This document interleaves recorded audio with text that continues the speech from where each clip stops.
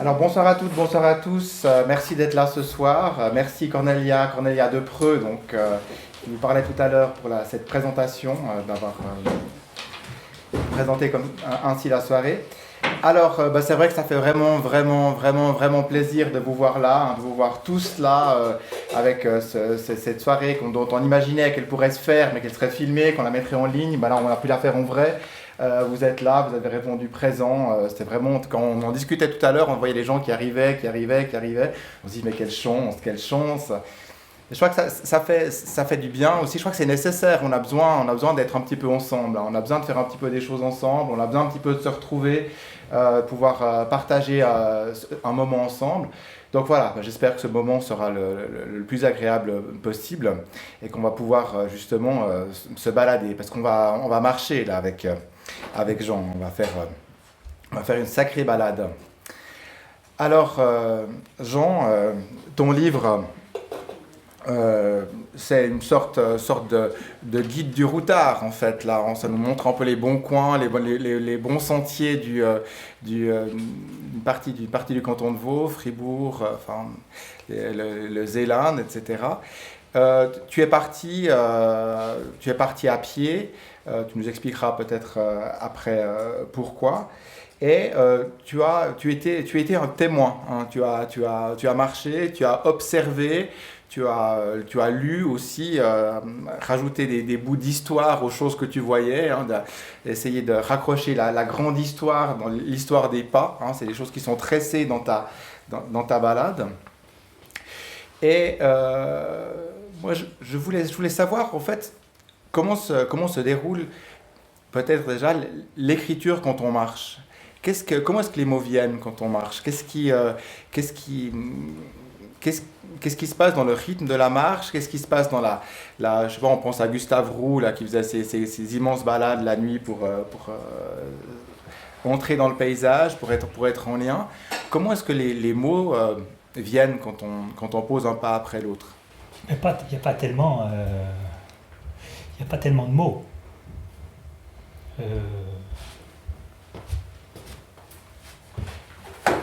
Et pas ce qu'on croit. Ce qui fait qu'il est bon parfois de s'arrêter et d'en noter quelques-uns. S'arrêter lorsqu'on fait des marches continues le soir, mais lorsqu'elles sont épisodiques, au bout de quelques jours. Et c'est un livre qui raconte une marche, qui raconte aussi des lectures, et qui rassemble toutes sortes de choses très très très disparates au fond. Et parfois des gestes font l'objet plus tard d'un paragraphe. Le fait de ramasser par exemple des objets, ce qui traîne entre les bois flottés, les tessons ou des morceaux de pelle, vieux morceaux de ferraille, au fond, permet ultérieurement d'engager par ce mot, par cet objet, une phrase, un paragraphe, et prolonger d'une certaine manière la marche, puisque ces objets mis bout à bout constituent une espèce de chapelet de 12 jours, un objet pour chaque jour. Et donc on pourrait imaginer que ce sont les générateurs, ces objets-là.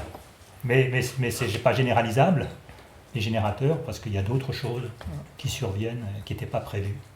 Et puis tu en fais quoi de ces objets? Donc tu les ramasses, tu les choisis, et puis après quand tu arrives dans ta chambre d'hôtel ou tu arrives à l'endroit où tu t'arrêtes, tu les prends, tu les regardes, tu les sens, tu les tripotes. Qu'est-ce que tu fais avec? Parfois, oui. Parfois, je les polis.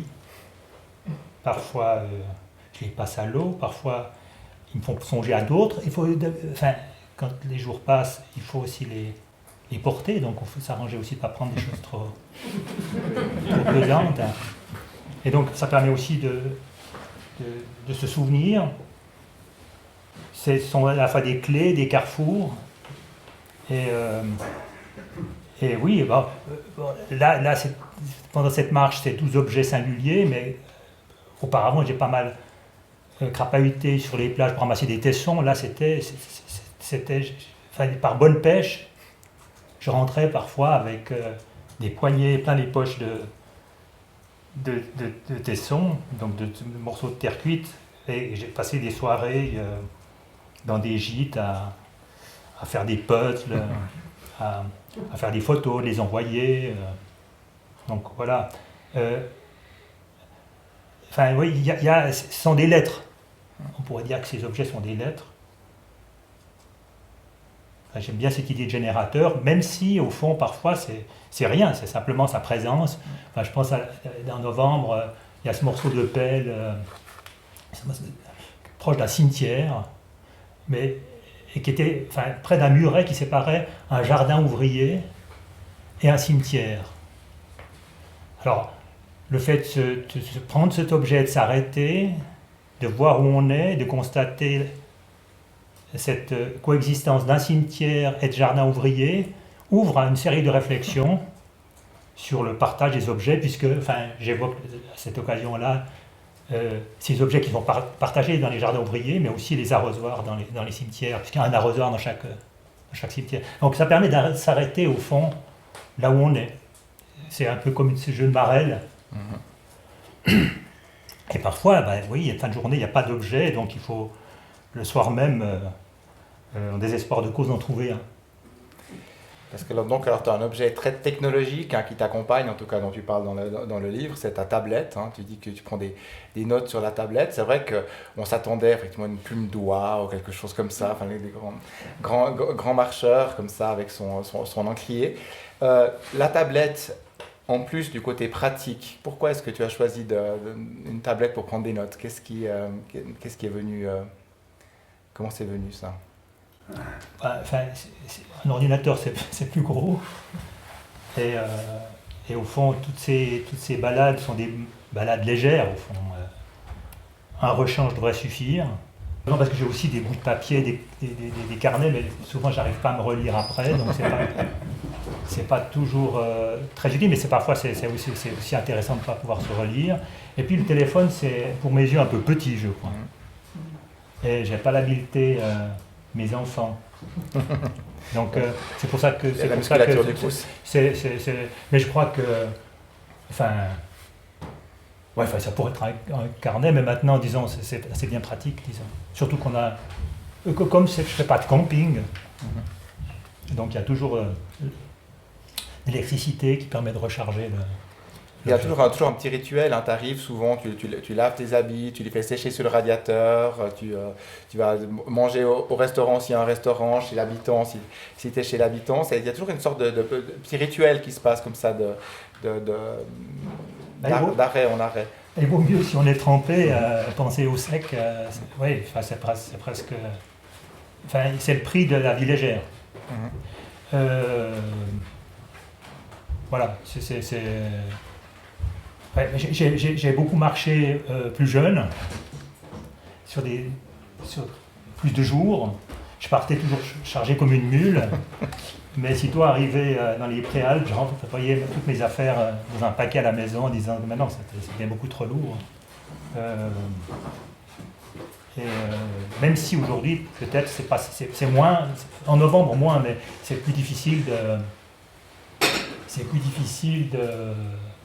de dormir chez l'habitant. Alors, je pense qu'à 40 ans, c'était un peu plus simple. Mais aussi, ça dépend où on va. J'entends dans la Zélande, demander à dormir dans une ferme, c'est plus difficile, disons, aujourd'hui. Il n'y a rien de plus émouvant que les heures du matin, lorsque vous vous engagez sur l'un de ces chemins de campagne à double ornière qui se déroulent et s'étirent loin des villages, avec la certitude qu'ils vous donneront tout, sans dire autre chose que ce qu'ils ont toujours dit, que vous savez déjà, mais que vous ne sauriez dire. Mon ami devait éprouver à Chantemerle, à sa manière, une joie analogue à celle qui m'habitait, le corps reposé par la nuit, le visage tourné vers la fenêtre entr'ouverte, par où le dehors et le dedans entraient et sortaient librement. Quelque chose se dilatait et palpitait là-bas comme ici. Ni lui ni moi n'éprouvions, je crois, le besoin d'aller ailleurs. Il n'en était plus capable, je n'en avais guère l'envie. Toujours davantage convaincu que l'ailleurs est ici. Alors, pas besoin d'aller ailleurs, hein, vu que l'ailleurs est là. D'accord. Ah oui, c'est ça, oui. Mais il me semble que c'est tout l'enjeu, disons, des temps que nous vivons, me semble-t-il, peut se loger dans cette affaire. S'il faut aller très loin pour trouver l'ailleurs, alors on est mal parti. Et je crois qu'effectivement, on est mal parti.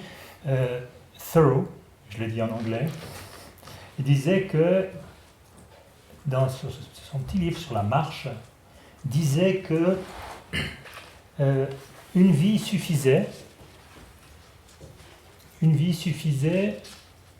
pour explorer le territoire dont le rayon, il ne dit pas comme ça, mais dont le rayon serait 10 miles. Ça veut dire 16 kilomètres. Il dit qu'une vie suffit juste pour explorer ces 16 enfin, c'est cuillères carrées, je crois. Cette surface. Et voilà, donc je crois que si on n'arrive pas,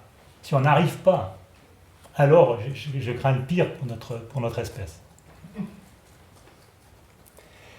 Alors je propose... C'est donc d'une certaine manière, pour moi, littérature engagée, pas engagée, je crois que l'engagement serait pas de la littérature, mais un engagement d'essayer de réussir à se satisfaire de cette surface. Alors je propose qu'on entre dans le prologue de ton livre avec Yves Reber qui va nous en lire une partie. Merci. Au Rio, prologue. Il y avait sans doute un peu d'inconséquence à ne rien vouloir anticiper des jours qui suivraient la fin de ma vie professionnelle. En souhaitant ramener mon existence à l'essentiel, soit assurer l'intendance de la maison que nous habitons avec ma femme et mes enfants, les aimer et continuer à consigner dans le journal en ligne que je tiens depuis plus de 10 ans les 5 ou 6 lignes quotidiennes qui attestent que je suis vivant et qu'il se passe chaque jour quelque chose plutôt que rien. Il y en avait pourtant moins à prendre un tel parti qu'à reconduire le modèle que j'avais suivi jusque-là, en acceptant l'un ou l'autre des emplois qui n'auraient pas manqué de se présenter, m'obligeant à organiser mes journées en ajoutant aux contraintes qui les rythmaient de l'intérieur, celles qui me seraient imposées de l'extérieur.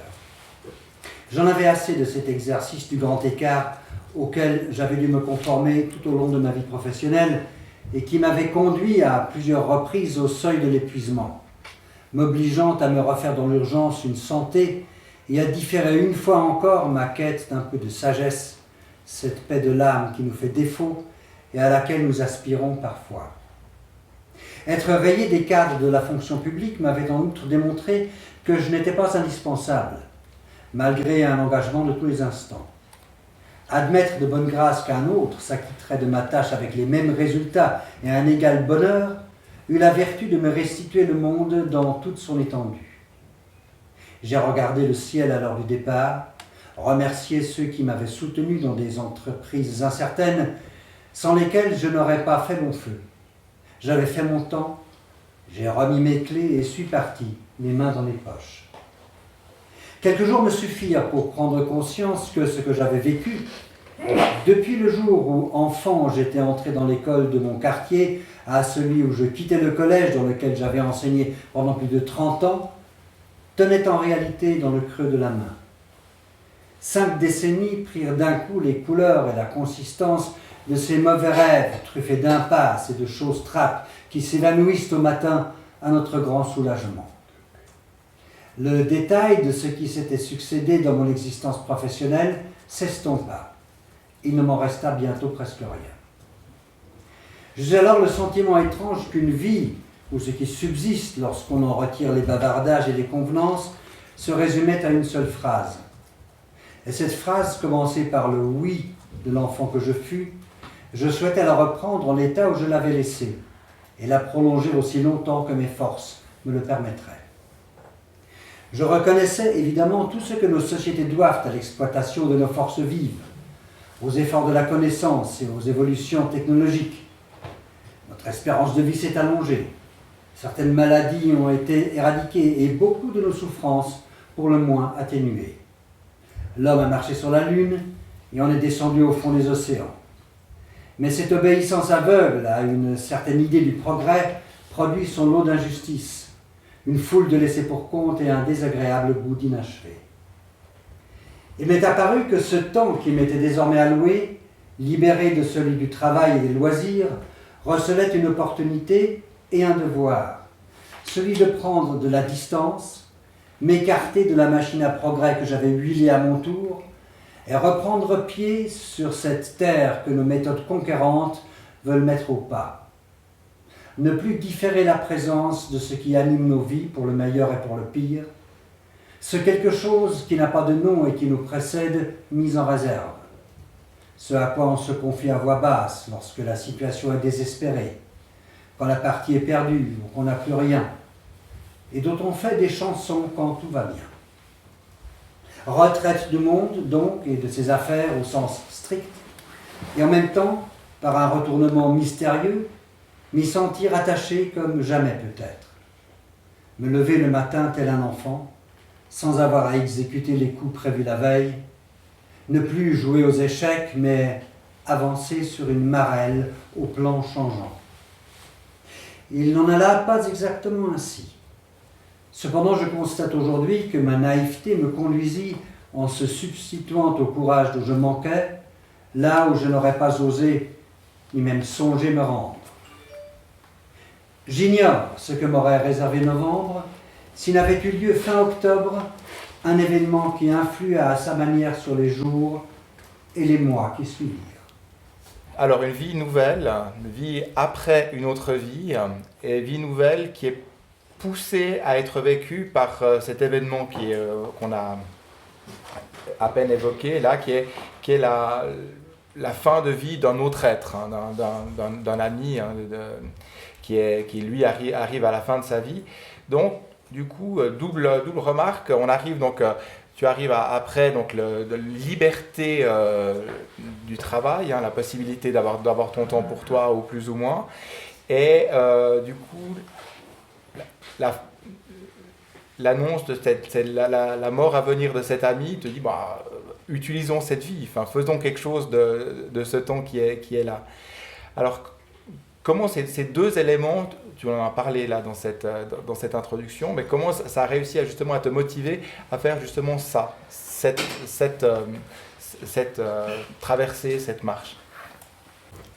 Bon, l'annonce de la mort prochaine de S, appelons-le comme ça,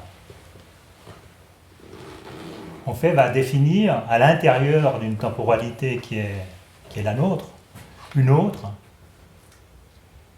qui est défini donc par cette annonce et à la mort prochaine. Donc ce temps-là, qui est défini, fixé, ouvre à l'intérieur de mon temps un autre temps. Et qu'en faire ce temps-là? Bien, c'est attendre. On ne peut pas s'empêcher d'attendre. Cette nouvelle va venir. Elle va venir à un moment donné. Et donc, elle vous ouvre un temps occupé par rien, avec une injonction quand même de S, qui veut surtout pas que le narrateur ou moi ne venions interférer sur sa propre temporalité, qui elle aussi s'ouvre à l'annonce de sa mort et va se terminer à sa propre mort. Donc au fond, cette temporalité qui s'ouvre est à l'image de la sienne. Simplement, elle s'ouvre vers la mort, la mienne s'ouvre vers la vie. puisque d'une certaine manière, il me demande surtout de le quitter. C'est-à-dire de ne pas empester son existence. Que c'est déjà difficile, c'est pas simple de mourir, et que voilà, cet homme, qui m'apparaît un peu comme un héros, me dit, vous de votre côté, allez vous occuper des vivants. Et donc voilà, vous partez un matin, et dans cette ombre-là, c'est-à-dire que cette mort est présente, elle ouvre un temps, contrairement à ce qu'on croit, mais un temps d'aucun emploi sinon que de regarder ce qu'il y a. Et c'est au fond ceci qui va se passer. Le premier jour va me faire partir, jusqu'au moment où les choses vont se définir, parce que finalement, il y a les 2 premiers jours, jusqu'à, d'une certaine manière, au canal d'Entre-Roches, jusqu'au Mormon. Au fond, la marche est indécise. Elle est indécise, elle va sur le bassin de la Venoge, contrefort du Jura, jusqu'à la Sarraz, et là, il y a une espèce d'indécision entrecoupée par des espèces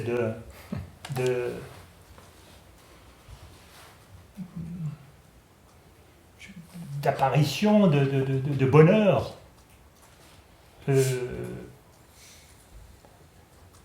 qui entrecoupe des interrogations sur le paysage que j'ai sous les yeux. Et c'est au moment, au fond, où je me rends compte au canal d'Entre-Roches que déjà depuis avant, en partant du Rio, j'étais sur une pente, puisque au fond, moi j'habite aux sources, au Rio. Le Rio, il y a la montagne du Château, il y a 3 rivières qui sont des affluents respectivement du Talent, de la Mentue et de la Broye. Et ces 3 rivières, après de longs détours, en s'écartant les unes les autres, vont rejoindre le lac de Neuchâtel et définissent avec d'autres rivières un bassin, une chose, qui s'appelle le Zéland.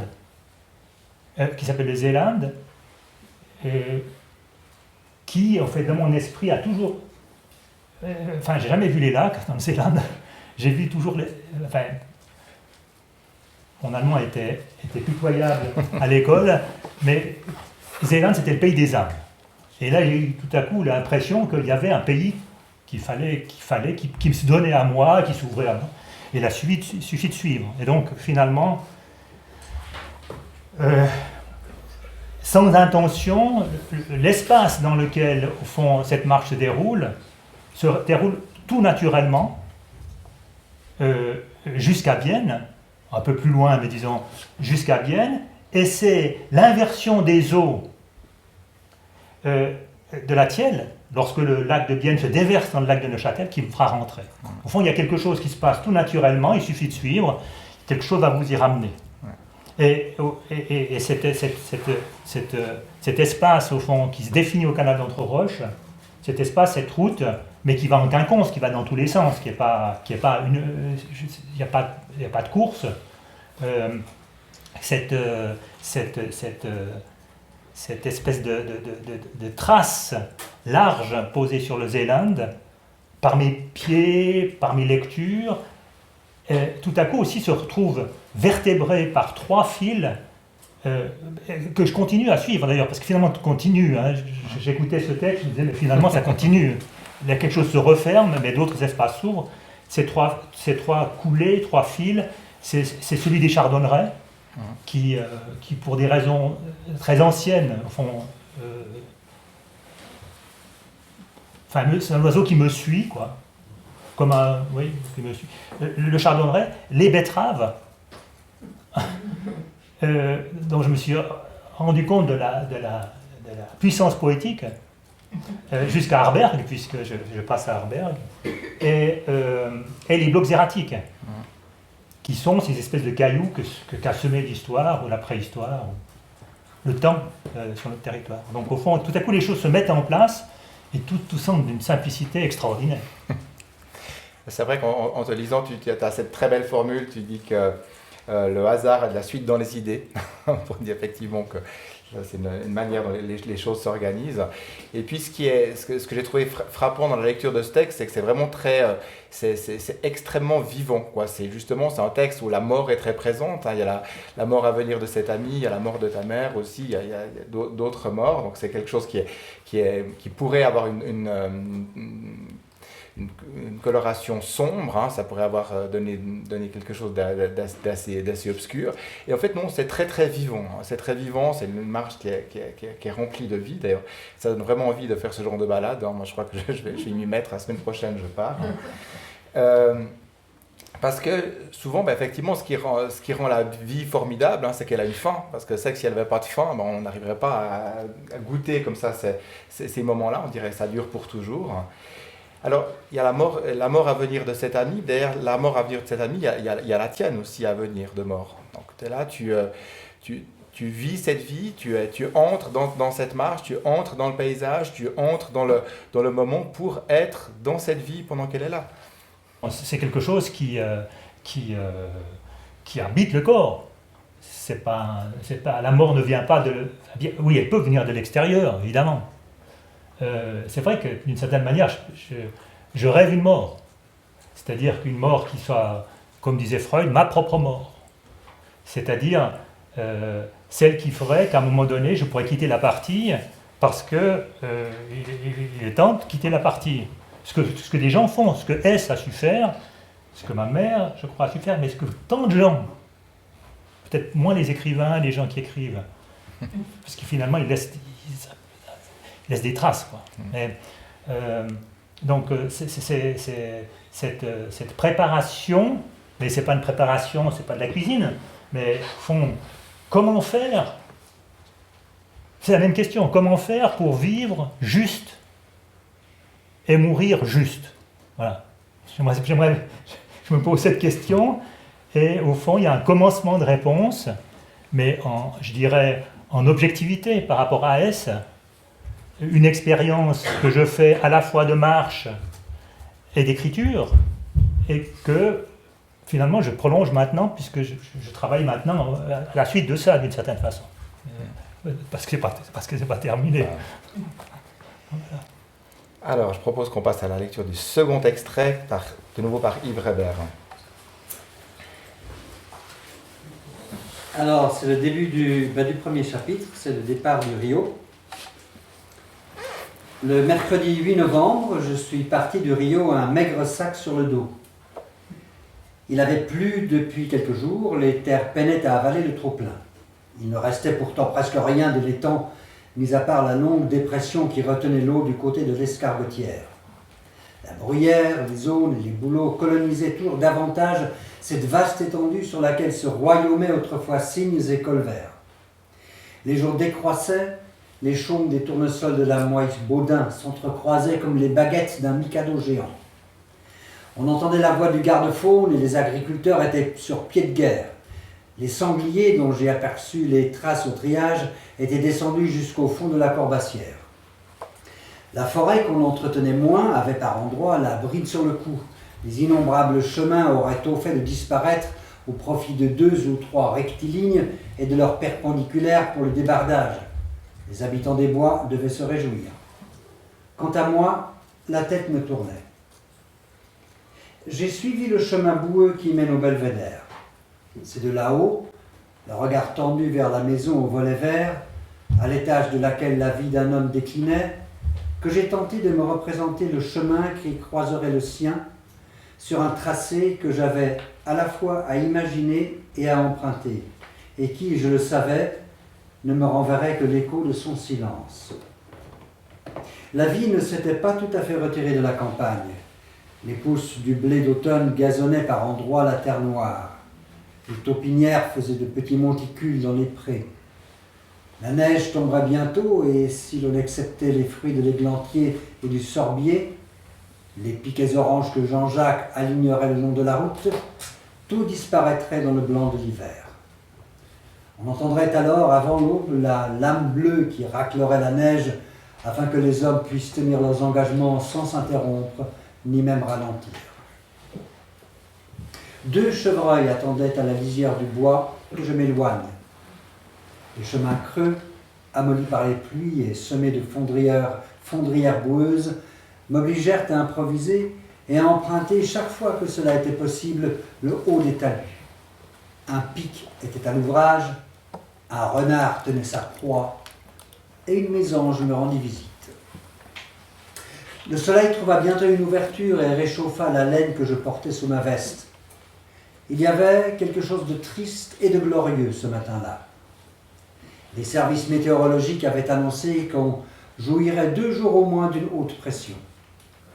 Tout semblait déjà nu.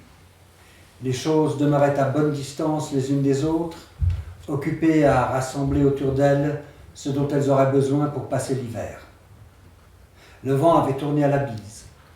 On entendait les aboiements des chiens de l'autre côté du refuge où j'avais fait halte et bu à la fontaine. Je me suis assis sur un banc et les coudes sur la table et pris ma tête entre les mains. J'imaginais mon ami immobile dans son lit, le visage tourné vers la fenêtre, gardant au chaud les forces qui lui restaient. En m'invitant à ne pas le retenir et à le laisser mourir seul, il m'avait renvoyé à moi-même. Au moment même où il quittait discrètement la partie, il m'invitait à y entrer, sans rien ajouter ni retrancher. Je lui ai su gré plus tard de m'avoir, sans le vouloir, imposé ce temps qui allait me conduire à prendre acte de ce que j'avais si souvent considéré à la va-vite, différant ma possibilité à plus tard, convaincu qu'il serait toujours assez tôt d'y voir clair. Il m'avait rappelé que certaines choses ne se partagent pas, et qu'en voulant éviter à l'autre ce que nous ne voulons pas envisager nous-mêmes, chacun risque de passer à côté. J'avançais donc sans trop penser au plus près de ma respiration, porté par aucune autre intention que celle de regarder les alentours. Je n'ai donc pas pris la direction du sud où l'homme rêve son avenir et dresse le décor des lendemains qui chantent, mais une fois encore, celle de ces terres du nord que les hommes ont trop souvent désertées, là où le présent bégaie, l'avenir hésite et le passé s'attarde comme un point d'orgue. Maintenant que je sais où mon voyage m'a conduit, je crois pouvoir dire que le nom de Zélande, pays des lacs, mais aussi par un contresens qui remonte à très loin, pays des âmes, l'aura orienté. J'aurais voulu, avant d'aller plus loin, que l'espace qui sépare les mots, les mailles serrées des phrases, les arabesques qu'elles dessinent, et l'horaire immanquablement décidé, fassent entendre la fragilité qui m'habitait ce matin de novembre. Une fragilité à laquelle nous avons à faire place toujours plus grande si nous ne voulons pas qu'elle cesse un jour, en guise de rétorsion, de couler dans les choses et dans nos veines. J'ai marché pendant 2 heures sous le vert des épineux, attendri çà et là par le jaune mielleux des mélèzes, jusqu'à la lisière occidentale du Jura. Je me suis assis sur un muret, j'ai mangé un morceau de pain et une pomme, devant les pentes sombres du Jura que l'Orbe et l'Arnon entaillent, avec le Léman que je devinais tout à gauche, et le verrou du Mormon tout à droite. Des filasses d'ombre ramifiées au milieu desquelles le Talent, la Venoge et leurs affluents avaient creusé leur lit, occupaient le centre du tableau, avec tout autour des lambeaux de brouillard, la terre noire des labours, la fumée des feux d'automne. Le tableau penchait du côté du lac. Le tableau penchait du côté du lac. Là aussi, c'est une très belle formule. Alors, dans ton texte, il y a le paysage travaillé par le paysage et le paysage travaillé par l'homme. C'est vraiment quelque chose qui s'entrecroise tout le temps. On a effectivement les rivières qu'on a là, les rivières qui font leur propre chemin, qui creusent leur chemin dans le paysage. Et après, plus on va avancer, plus ce sera des choses qui vont être domptées. Hein. On aura la correction des eaux. On fait plein de travaux pour modeler le paysage. Et parfois, on a un petit peu des remords. On se dit, oui, mais il faudrait quand même réaménager un petit coin de verdure avec quelques oiseaux, etc. Enfin, une sorte de petit timbre-poste comme ça pour la bonne conscience. Donc, c'est quelque chose qui articule tout ton texte. C'est le paysage, comment il se travaille lui-même, et le paysage travaillé par l'homme. Alors, comment est-ce que tu en es venu à trouver cette articulation pour ton texte? C'était au fur et à mesure de la marche, tu t'es trouvé face à des endroits qui étaient travaillés par l'homme, travaillés par le paysage. Comment ça s'est passé, cette articulation? Bon, les paysages pas travaillés par l'homme, dans le Zéland, oui, au Rio, près de chez moi, les 3 affluents, à leur naissance, là, ils hésitent. Là, il y a quelque chose, au fond, de natif. Mais sitôt que vous descendez la Corcelette, avant de se jeter dans la broie, là déjà, c'est une réserve de chasse. Alors elle est protégée, puis ensuite elle est endiguée, donc ça va très vite. Hein. Mais disons, il y a quand même... il s'est passé quand même des choses ces derniers siècles. Tu parlais de timbre-poste, effectivement. Aujourd'hui, par la cartographie aussi, qui couvre au fond le territoire sans laisser rien en arrière, il y a comme espace sauvage, je l'évoque lorsque je longe le lac de Morat, près de Motier. Au fond, tout l'espace est occupé et on a percé au vilebrequin un espace qui a la dimension d'un timbre-poste et qu'on appelle jachère. Et c'est des surfaces qui sont d'ailleurs financées par l'État pour que la faune puisse y vivre. Alors c'est des carrés, c'est celle que je vois à Grancy aussi, et dans lesquelles sont des chardonnerets, et c'est extraordinaire. Donc il n'y a pas de regret à avoir, heureusement qu'il y a ça, mais disons, ça donne une image assez singulière, c'est qu'au centre de notre espace, il y a un espace en jachère ou en friche, qui est très coûteux parce que toutes sortes de plantes viennent s'y installer, il faut les arracher.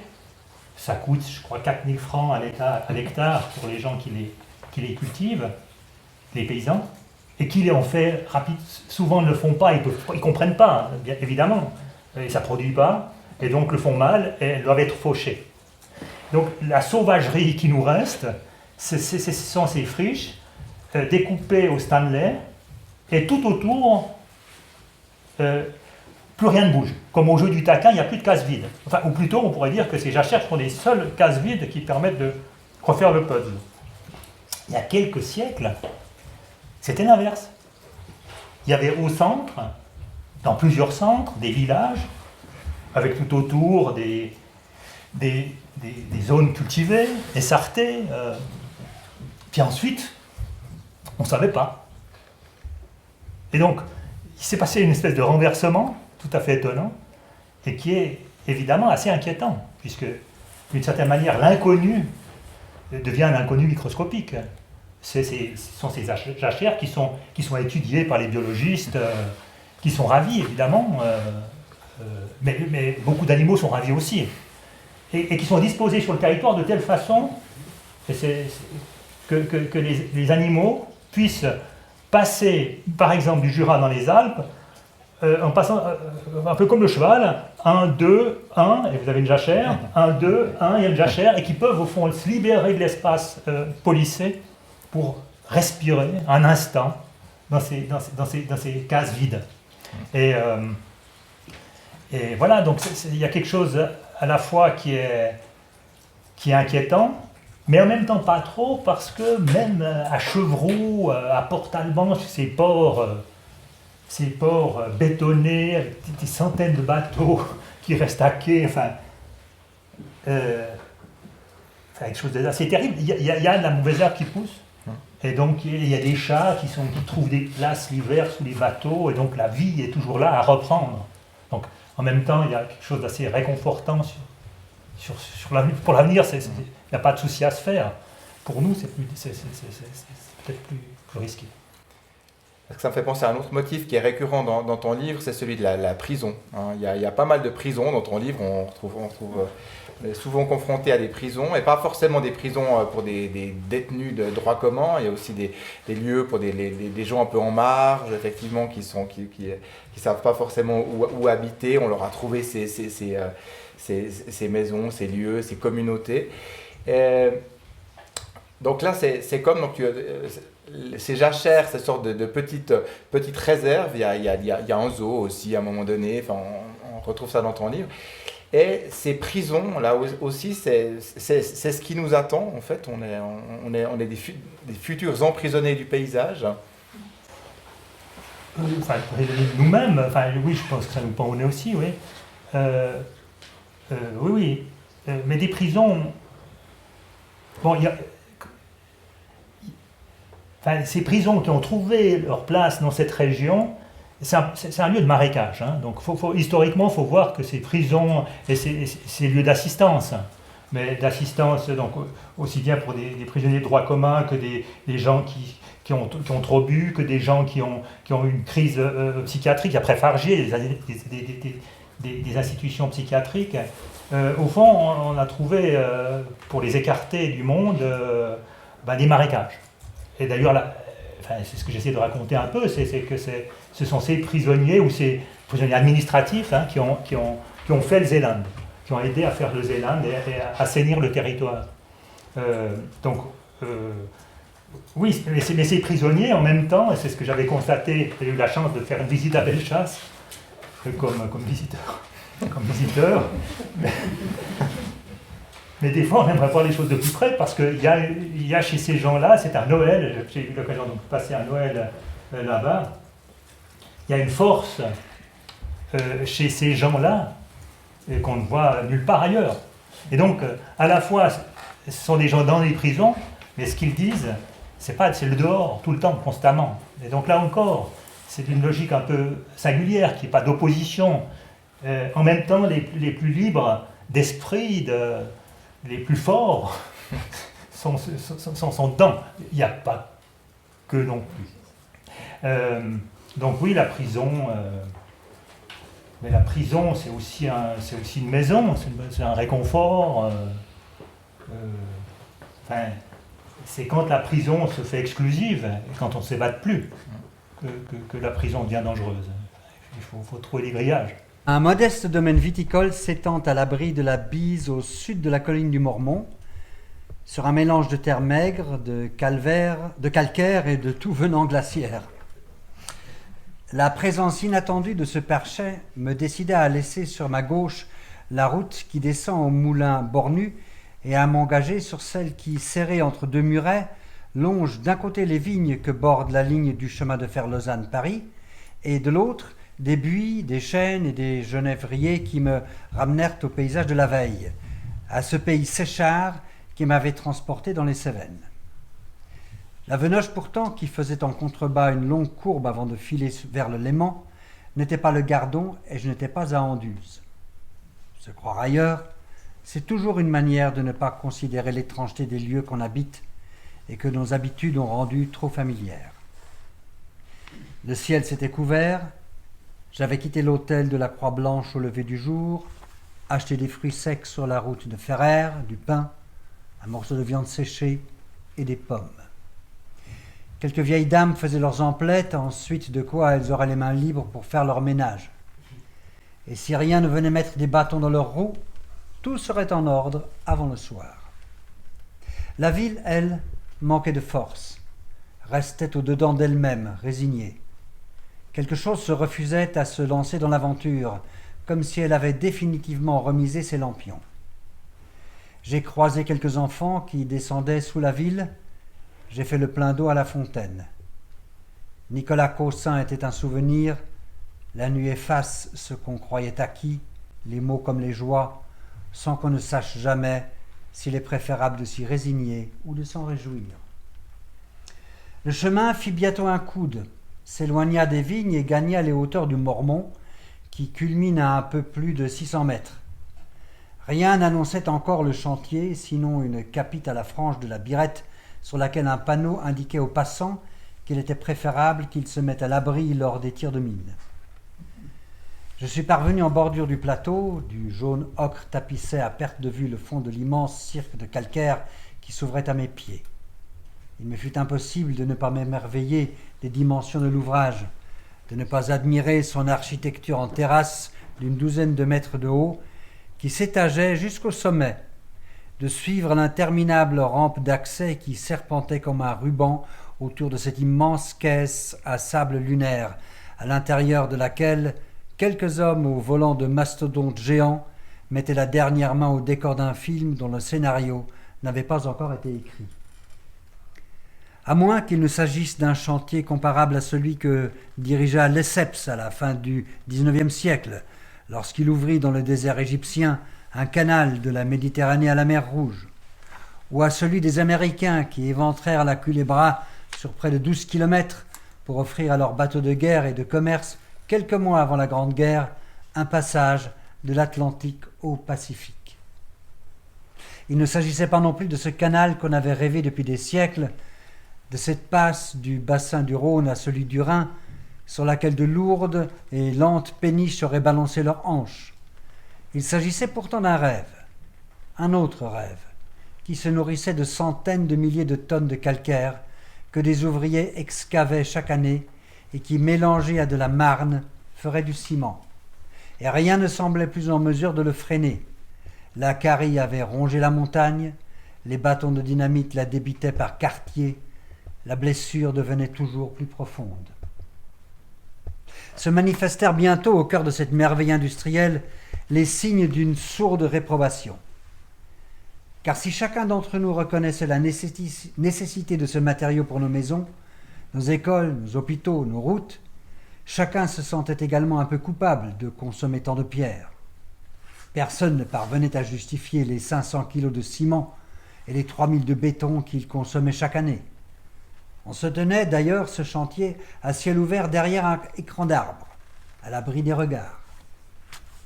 Ce rêve de quelque chose de solide, d'étanche et de durable qui tenaille nos sociétés, ce désir de neutraliser la boue et les marécages, de vivre les pieds au sec et d'étouffer la mauvaise herbe, d'accélérer les transports et de réduire les distances était en passe de se réaliser. Et même si les politiques avaient promis que l'excavation du Mormont serait suspendue avant qu'on atteigne Orny et le fond de la plaine de l'Orbe, le combat de l'entreprise pour la pérennisation de l'exploitation du calcaire était en bonne voie. L'imperméabilisation des sols avait encore de beaux jours devant elle. J'ai longé le plateau de la Birette, sur lequel se dressaient de grands panneaux qui répondaient à tous ceux qui dénonçaient les effets collatéraux de ce rêve de pierre. Les cimentiers des Clépans reconnaissaient les dégâts, mais ils étaient parvenus, en partie au moins, à séduire les archéologues, les biologistes, les agriculteurs et la population. Les archéologues remerciaient l'entreprise sans laquelle ils n'auraient pas mis la main sur plusieurs sites de l'âge de l'Athènes. Holcim avait en effet financièrement participé aux fouilles de sauvetage qui avaient précédé l'exploitation du calcaire et à l'exposition des trouvailles des archéologues qui les avaient restaurées et analysées. Les biologistes, de leur côté, se réjouissaient de la renaturation d'une ancienne carrière où étaient réapparues des orchidées rares et des vipères aspics. Et puis les gouilles de la carrière des Buis s'étaient peuplées de grenouilles rouges, de sonneurs à ventre jaune, de grenouilles rieuses et de crapauds accoucheurs. Deux faucons pèlerins avaient donné naissance à 3 petits dans la faille d'une paroi dynamitée. On avait même revenus d'Afrique centrale, des hirondelles de rivage passaient les mois de mai à août sur le site de Bretonnière. Les agriculteurs, enfin, entretenaient des surfaces de compensation, des cordons boisés, des lisières forestières et des haies que leur avait valu l'exploitation du Mormont. Ils semaient également des fleurs de foin dans des prairies, faisaient lever de l'engrais à faible teneur de gluten et d'autres variétés anciennes de céréales. Le cheval avait refait son apparition dans les secteurs d'une carrière abandonnée pour arracher les buddléias qui menaçaient la biodiversité. Quant aux citoyens, il devait se féliciter. Les fours de la cimenterie permettaient de valoriser des déchets qui ne pouvaient être détruits autrement. Pneus usagés, déchets carnés, boues d'épuration, restes de peinture, de solvants usagés, de bois pollués et de plastique non recyclable. Les habitants de la région n'avaient pas à se plaindre non plus. La chaleur résiduelle alimentait le chauffage de plusieurs milliers de ménages et l'eau de la piscine locale. Du ciment local pour une société durable, pouvait-on lire sur une bâche tendue sur un silo. On ne pouvait dire mieux et chacun en profitait. Il eût été malvenu de le nier. L'entreprise répondait en effet à des besoins sur lesquels la majorité des gens s'accordaient. Une nouvelle voie de chemin de fer, une ligne de métro, de nouveaux immeubles, de nouvelles prisons, de nouvelles écoles, un musée, la rénovation d'une gare, des murs de soutènement ou de séparation, la réfection des routes. On songeait également à reconstruire une paroi pour réduire l'ouverture béante de la carrière. Cette obstination à subordonner notre avenir à la durabilité et à l'étanchéité du ciment, à se satisfaire de compensations ciblées dans les domaines de la biologie, de l'agriculture, de l'archéologie, empêchait qu'aucun autre rêve ne s'en échappe. Je n'ai vu bientôt au cœur de cette vallée qu'un mastaba, une pyramide à degrés inversés, un orgueilleux tombeau sans roi. 5 coups de corne de brume annoncèrent une explosion imminente, suivie d'une longue pause et d'un coup unique. La terre trembla sous mes pieds. Alors tu nous décris bien l'économie du ciment, hein, qu'est-ce qu'on arrive à faire, comment Holcim arrive à s'implanter et à se rendre indispensable. Qu'est-ce que tu penses de l'actualité justement, la ZAD, etc. Enfin, quelle est ta position par rapport à ça? Qu'est-ce que ça t'inspire?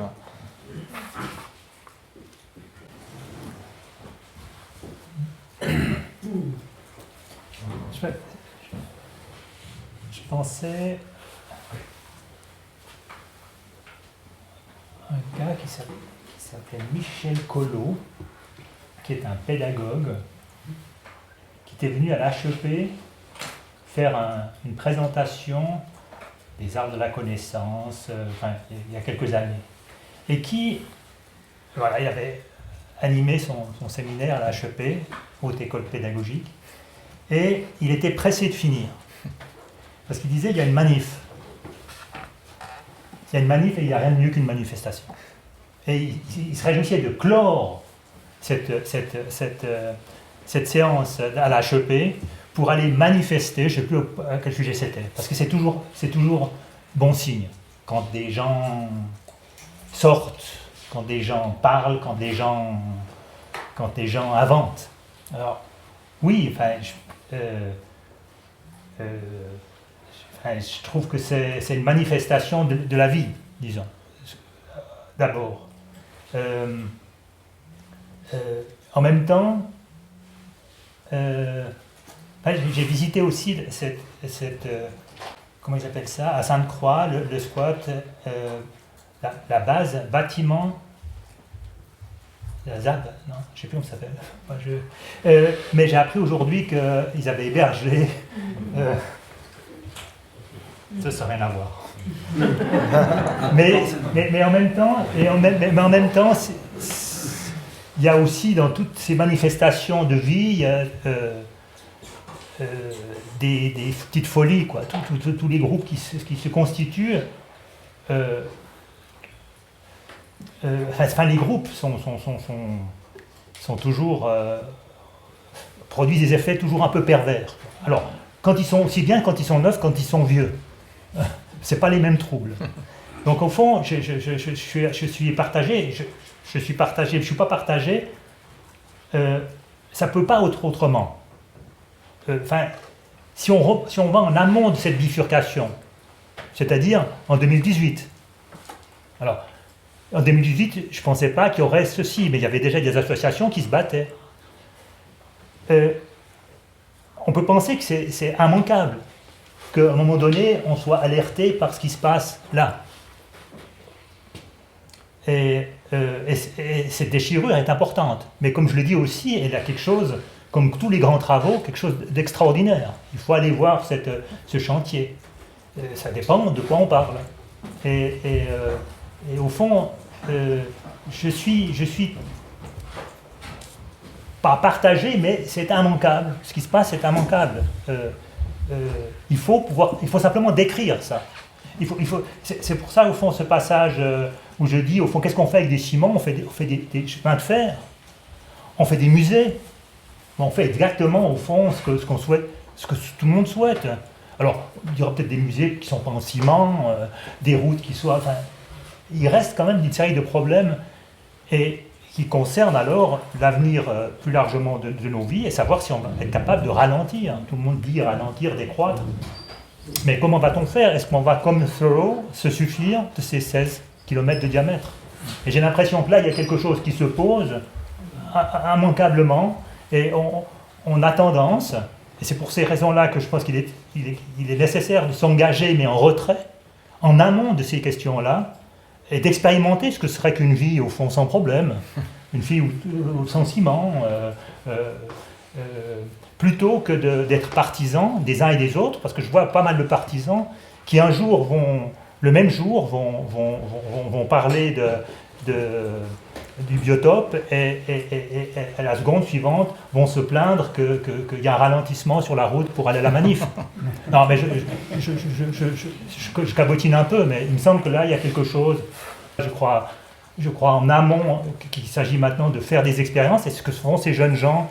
Je pense qu'il y a des gens qui font des expériences importantes lorsqu'ils occupent le plateau de la Birette. Voilà, mais je ne suis pas monté voir. Je sais pas ce que j'y aurais fait, mais savoir qu'ils ont inventé, je pense que oui, c'est un signe de vie, quoi. Alors on a commencé cet entretien autour de l'écriture, j'aimerais qu'on le termine aussi autour des notes que tu prends. Je vais lire 2 petits extraits. J'ai pris quelques notes de la journée, sans bien savoir comment elles coexisteraient raisonnablement avec celles de la veille. C'est souvent bien après qu'on s'avise que les choses tiennent ensemble, sans liant, comme un parquet flottant ou un mur en pierre sèche.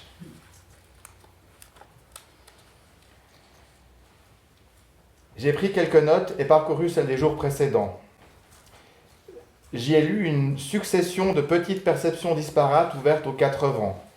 Un théâtre sur la scène duquel les choses tantôt se découvraient et se dépliaient, tantôt se repliaient et s'enchevêtraient. Il s'agirait plus tard de les rassembler, sans forcer leurs liens, sans céder non plus à l'obsession de la suture dont parle Julien Gracq. Il est nécessaire de laisser du jeu entre chaque chose si on veut leur accorder non seulement une chance de respirer, mais également celle de faire écho au double mouvement qui les anime. Une force centripète qui les ramène à elles-mêmes et une force centrifuge qui les rapproche des autres.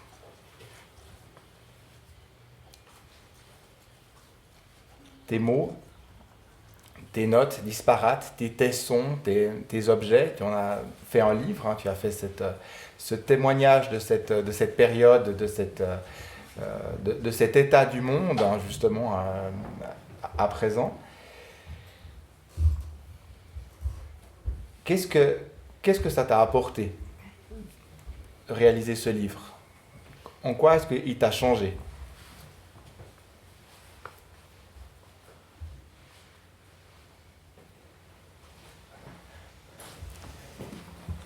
Bon, j'ai fini.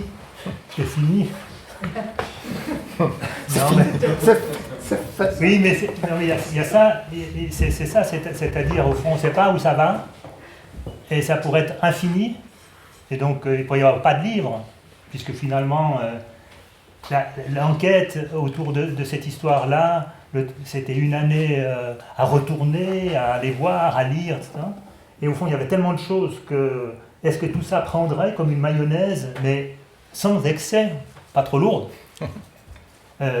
avec ses vertèbres, je parlais des betteraves, des chardonnerets, avec au fond quelque chose qui tienne tout seul. Donc voilà, c'était l'impression d'y être parvenu et donc de pouvoir maintenant faire le pas supplémentaire, c'est-à-dire de rassembler au fond ce double foyer. Je crois que novembre, cette histoire se tourne autour de 2 foyers. Alors il y en a un dont on ne sait pas grand-chose, c'est S, c'est la mort, et puis, enfin c'est la mort, c'est la vie, c'est la mort-vie, comme disait Jacques Derrida, il disait, il n'y a pas la mort qui s'oppose à la vie, il y a la mort-la vie, ou la vie, la mort, il dit plutôt, et puis le vivant qui marche. Et au fond, ces 2 foyers, je les ai attribués d'une certaine manière à 2 personnes différentes. Alors, ça donne la consistance à cette affaire, enfin ça donne à la promenade, à la balade, cette espèce de forme allongée, de Bienne au canal d'Entre-Roches. J'aimerais maintenant, enfin c'est sur quoi je travaille, c'est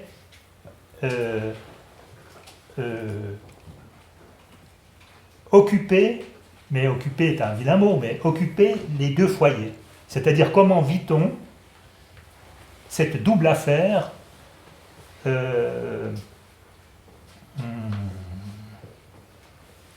tous les jours et en rendre compte, mais en même temps la découvrir, parce que finalement les choses ne sont pas données. On s'engage sans savoir très bien où on va. J'évoquais ce chien que on parle, Sebald, qui est lâché dans une plaine et qui finalement arrive à quelque part, mais sans savoir où, en ayant récolté toutes sortes de choses, collecté, aperçu, pour qu'au fond, parce que j'ai une image de la vie, la mort, moi. Depuis tout petit, on m'a raconté des histoires, mais j'ai été pris dans cette affaire-là, et c'est pas facile de se dépêtrer cette image qui est presque une image d'Épinal, d'une vie qui va de la vie à la mort. Enfin, il y a des espèces de choses assez singulières dans lesquelles on vit, qui se confondent avec l'histoire. Et il me semble que la forme qu'a pris ce récit de nos vies n'est pas tout à fait satisfaisante. J'ai l'impression que ce n'est pas tout à fait juste. Et au fond, ma tâche, un peu ambitieuse, mais en même temps pas, puisque finalement ça finit que par des lignes, quoi. On ne fait pas de mal quand on écrit. C'est arriver au fond à concilier, avoir une image, à produire un objet qui pourrait s'appeler la vie, la mort. Oui, c'est quand même un peu ambitieux, mais quand même c'est un peu ça. Je suis attaché à donner une forme agie et agissante de cette question.